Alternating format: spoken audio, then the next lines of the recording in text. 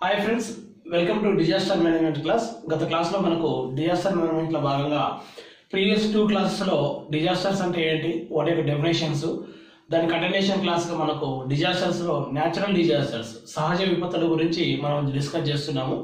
సహజ విపత్తుల్లో భూకంపాలు అనే దాని గురించి ఆల్రెడీ మనం స్టార్ట్ చేయడం జరిగింది. సో ఇక్కడ వితౌట్ వార్నింగ్, ఎలాంటి హెచ్చరిక లేకుండా ఇక్కడ భూకంపాలు అనేది సంభవిస్తూ ఉంటాయి. వాటి యొక్క గరిష్ట సమయం అనేది 1 నిమిషం మాత్రమే ఉంటుంది.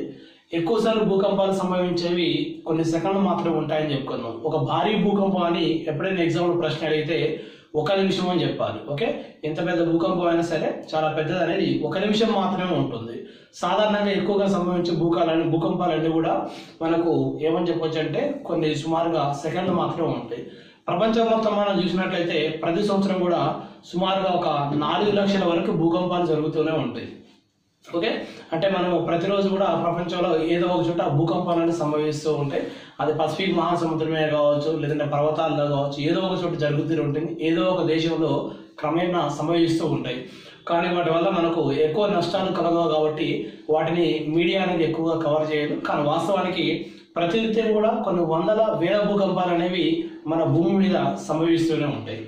అదేవిధంగా మనం ఇక్కడ గమనించినట్లయితే కంటిన్యూషన్గా భూకంపాలలో రకాలు, గతంలో వీటి మీద ప్రశ్న అడగడం జరిగింది. ఇక్కడ సింపుల్గా గుర్తుపెట్టుకోవాల్సింది, భూకంపాలలో రకాలు అవి ఎంత లోతు నుంచి వస్తూ ఉంటాయి దాన్ని బేస్ చేసుకొని చెప్పడం జరుగుతూ ఉంటుంది. మనం ఆల్రెడీ చెప్పడం జరిగింది భూకంప నాభి ఉంటుందని.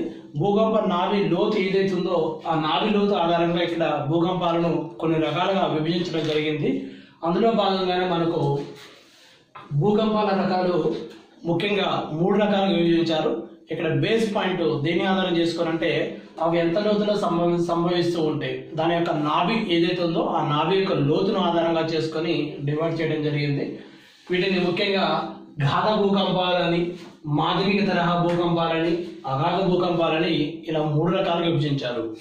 ఇలాంటి కాన్సెప్ట్ మీకు శిలల్లో కూడా వస్తుంటుంది. శిలల్లో కూడా కొన్ని రకాలు ఉంటాయి. శిలల్లో కూడా ఏం చేస్తారంటే గాఢ శిలలని, అగాధ శిలలని ఇలా డివైడ్ చేస్తూ ఉంటారు. అంటే మనకు అర్థం చేసుకోవాల్సిన కాన్సెప్ట్ రెండింటికి ఉన్న సిమిలారిటీస్, అవి ఎంత లోతులో ఏర్పడుతూ ఉన్నాయి, అవి ఎంత లోతులో అక్కడ లభిస్తూ ఉన్నాయి, దాన్ని ఆధారం చేసుకొని శిలలను కూడా అలా విభజించారు. అదేవిధంగా ఇక్కడ భూకంపాలను కూడా ఇక్కడ గాఢ భూకంపాలు అనేవి మనకు సుమారు 60 కిలోమీటర్ల లోతులో నుంచి ఏర్పడుతూ ఉంటాయి. మాధ్యమిక తరహా భూకంపాలు 60 నుంచి 300 కిలోమీటర్ల లోతు నుండి ఏర్పడుతూ ఉంటాయి. అదేవిధంగా అగాధ భూకంపాలు అనేవి 300 నుంచి 700 కిలోమీటర్ల లోతు నుండి ఏర్పడుతూ ఉంటాయి. ఇప్పటి వరకు మనకు రికార్డ్ అయిన దాని ప్రకారము హైయెస్ట్ అత్యధికం అనేది ఏ దేశంలో నమోదైంది అంటే ఇండియన్ ఓషన్లో నమోదైంది. అది 720 కిలోమీటర్స్. ఓకే, ఇది మనకు 1934లో రికార్డ్ అయింది. ఇప్పుడు కూడా కాదు, ఓల్డెన్ టైమ్స్లోనే మనకు అంటే 1934 ఆ టైంలో మనకు ఇండోనేషియాలో వచ్చిన ఈ భూకంపంలో 720 కిలోమీటర్స్ డెప్త్, 720 కిలోమీటర్ల లోతులో రికార్డ్ అయింది. సో మనం ఎలా చెప్పగలుగుతున్నాం ఎంత లోతులో రికార్డ్ అయింది, వాటిని ఎలా కొలుస్తారు, మనకు దీని పక్కనే నెక్స్ట్ కంటిన్యూషన్గా వస్తూ ఉంటుంది. ఇక్కడ మాత్రం మనము లోతును ఆధారంగా చేసుకొని 3 రకాలుగా విభజించాము. గాఢ భూకంపాలని, మాధ్యమిక తరహా భూకంపాలని, అగాధ భూకంపాలని. అయితే మనకు గతంలో ప్రశ్న సునామీని లింక్ చేస్తూ భూకంపాల గురించి ప్రశ్న అడిగాడు. అంటే ఎంత లోతులో భూకంపాలు సంభవించినప్పుడు సునామీలు ఏర్పడతాయి, ఇది ఒక ప్రశ్న అన్నమాట. గతంలో మనకు చాలా ఎగ్జామ్స్ ప్రశ్న అడగడం జరిగింది. మనకు సునామీలు రావాలంటే ఇక్కడ మనకు మినిమము 80 కిలోమీటర్స్ డెప్త్, లేదంటే అంతకంటే లోతు, లేదంటే 100 కిలోమీటర్ల డెప్త్ అనేది భూకంపం అనేది అంత లోతులో సంభవించినప్పుడు మాత్రమే సునామీలు ఏర్పడుతూ ఉంటాయి. అంటే మనకి ఎగ్జామినేషన్లో ప్రశ్న భూకంపాలను సునామీలను రెండింటిని లింక్ చేశాడు కాబట్టి మాధ్యమిక తరహా భూకంపాలు ఏమవుతున్నాయో ఈ దీంట్లో మనకు ఇక్కడ నుండి సునామీలు ఏర్పడడానికి అవకాశం ఉంటుంది. గాఢ భూకంపాలు ఏర్పడినప్పుడు సునామీలు అనేవి ఏర్పడవు. సో ఈ విధంగా మనకు అంటే ఒక టాపిక్ని చదువుతున్నప్పుడు దానికి ఎఫెక్ట్ అనేది నీకు దేని మీద ఉంటుంది, దానికి రిలేటెడ్గా అన్నింటినీ చదువుకున్నట్లయితే ఏమవుతుందంటే ఎగ్జామినేషన్ ఓరియంటేషన్లో పర్ఫెక్ట్గా ఉంటుంది. ఇక్కడ స్టూడెంట్స్ భూకంపాలను వేరుగా, సునామీలను వేరుగా చదువుతారు. కానీ మనకు అడిగిన ప్రశ్న ఏమిటంటే ఎంత లోతులో భూకంపాలు సంభవించినప్పుడు సునామీలు ఏర్పడతాయి. సో సాధారణంగా అయితే 80 నుంచి 100 కిలోమీటర్ల డెప్త్లో మనకు భూకంపాలు ఏర్పడితే సునామీలు ఏర్పడుతూ ఉంటాయి. సో ఈ భూకంపం అనేది ఏ రకానికి సంబంధించిందంటే మాధ్యమిక తరహా భూకంపము.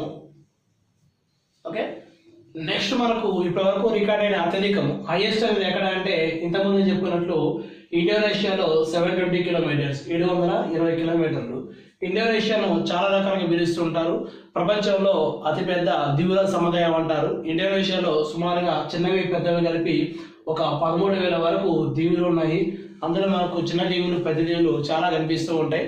అదేవిధంగా ప్రపంచంలో ముస్లింలు అత్యధికంగా ఉన్న జనాభా దేశం కూడా ఇండోనేషియాను పిలుస్తూ ఉంటారు. సో ఈ విధంగా ఇండోనేషియాకు చాలా ప్రత్యేకతలు ఉన్నాయి. ప్రతినిత్యం కూడా ఇక్కడ అనేక రకాల భూకంపాలు, సునామీలు అవన్నీ మనం గమనిస్తూ ఉంటాం. రీసెంట్ టైమ్స్ లో మనం గమనించినట్లయితే లాస్ట్ 2 వీక్స్ నుంచి కంటిన్యూస్ గా ఇండోనేషియా అనేది పేపర్లో వస్తూనే ఉంటుంది. ఓకే, అంటే ఇక్కడ మనకు ఒక పదం వచ్చినప్పుడు దానికి సంబంధించి రిలేటెడ్ అఫైర్స్ ఏవైతున్నాయో వాటన్నిటిని గుర్తించుకున్నట్లయితే మనకు ఎగ్జామినేషన్ ఓరియంటేషన్ లో పర్ఫెక్ట్ గా ఉంటుంది. నెక్స్ట్ మనకి ఇక్కడ భూకంప తరంగాలు. సో భూకంపం అనేది ఏర్పడినప్పుడు తరంగాలు అనేవి మనకు ఎలా వస్తుందంటే ఇక్కడ శక్తి రూపంలో తరంగాలు అనేవి ఏర్పడుతూ ఉంటాయి, లేదా తరంగాలు అనేవి శక్తిని ఇస్తూ ఉంటాయి. సో ఆ విధంగా మనకు భూకంప శక్తి అనేది మనకు, లేదంటే దాని యొక్క తీవ్రత అనేది ఈ తరంగాలు ఏమవుతున్నాయో వాటి వల్ల మనకు తెలుస్తూ ఉంటుంది. ఈ తరంగాలను వాస్తవానికి 3 రకాలుగా డివైడ్ చేశారు. పి తరంగాలని, ఎస్ తరంగాలని, ఎల్ తరంగాలని. ఎగ్జామినేషన్స్ లో వీటి మీద తరచుగా ప్రశ్నలు ఇస్తూ ఉంటారు. ఏ తరంగాల స్వభావం ఎలా ఉంటుంది, ఏ తరంగాలు ఏ విధంగా ఉంటాయి, దేనివల్ల ఎక్కువ నష్టం కలుగుతూ ఉంటుంది, ఇలాంటివి ఎక్కువ అడుగుతూ ఉంటాడు. పి అంటే ఇక్కడ ప్రైమరీ వేవ్స్ అని చెప్పవచ్చు. ఓకే, సో వేవ్స్ అంటాం ఇంగ్లీష్ లో. ఎస్ అంటే సెకండరీ వేవ్స్. ఎల్ అంటేనేమో ఇక్కడ ఎల్ అనేది మనకు ఈ రెండు కలిసినప్పుడు ఏర్పడుతుంది. ఎల్ అంటే సింపుల్ గా పి ప్లస్ ఎస్, ఈ రెండు కలిసి మనకు ఎల్ తరంగాలు ఏర్పడుతుంటే వీటిని లవ్ తరంగాలని పిలుస్తూ ఉంటారు. ఇవి ప్రాథమిక తరంగాలు, ఇవేమో గౌణ తరంగాలు, ఇవేమో లవ్ తరంగాలు. Primary waves, secondary waves, love waves. ఈ విధంగా మొత్తం ఇక్కడ భూకంపాలలో ఏర్పడిన శక్తి అనేది 3 రూపాల్లో ఉపరితలాన్ని చేరుకుంటూ ఉంటుంది. సో ఈ విధంగా మనకు గమనించినట్లయితే ముందుగా మనకు పి తరంగాల యొక్క స్వభావాన్ని చూద్దాం. పి తరంగాలు అనేవి ఘన, ద్రవ అని మాత్రమే మెన్షన్ చేశాము. అంటే ఇక్కడ ఎగ్జామ్ లో ప్రశ్న ఏం వేస్తారంటే పి తరంగాలు ఏ వాయువుల గుండా ప్రయాణిస్తాయి. ఓకే, సో ఇక్కడ మనకు భూకంపాలలో పి తరంగాలు అనేవి ఘన, ద్రవ పదార్థాల గుండా మాత్రమే ప్రయాణిస్తాయి. నెక్స్ట్ ఇక్కడ సెకండరీ వేవ్స్. ఈ సెకండరీ వేవ్స్ ఏమని చెప్పామంటే కేవలము ఘన పదార్థాలు, అంటే ఇవి ద్రవ పదార్థాల గుండా ప్రయాణించవు. ఎగ్జామినేషన్ లో ప్రశ్న ఏ విధంగా ఇస్తాడంటే క్రింది వారంలో ఏ తరంగాలు ద్రవ పదార్థాల గుండా ప్రయాణించవు, ఇలా ప్రశ్న ఇస్తాడు. ఇక్కడ మనకు పి తరంగాలు ఘన పదార్థాల గుండా ప్రయాణిస్తాయి, ద్రవ పదార్థాల గుండా ప్రయాణిస్తాయి. కానీ ఎస్ తరంగాలు మాత్రము కేవలం ఘన పదార్థాల గుండా మాత్రం ప్రయాణిస్తాయి. లవ్ తరంగాలు అనేవి ఈ రెండు కలిసి ఏర్పడుతున్నాయి కాబట్టి కొన్నిసార్లు ఘన పదార్థాల గుండా ప్రయాణిస్తాయి, కొన్నిసార్లు ద్రవ పదార్థాల గుండా ప్రయాణిస్తాయి. వీటికి ప్రత్యేకమైన స్వభావం అనేది ఉండదు. ప్రత్యేకమైన స్వభావం అనేది పీకు ఉంటుంది, ఎస్కు ఉంటుంది. ఎల్ అనేది ఈ రెండు కలిసి ఏర్పడతాయి కాబట్టి అందుకనే వాటికి ప్రత్యేకమైన స్వభావం అనేది కనిపించదు. Next waves, speed. సో ఇక్కడ మనకు వెలాసిటీ అంటాము. వేగం అనేది ఏ విధంగా ఉంటుంది? పి తరంగాల వేగం గమనించినట్లయితే ఇది ఒక సెకండ్కు 5 నుంచి 13.8 కిలోమీటర్ల వేగంతో ప్రయాణిస్తాయి.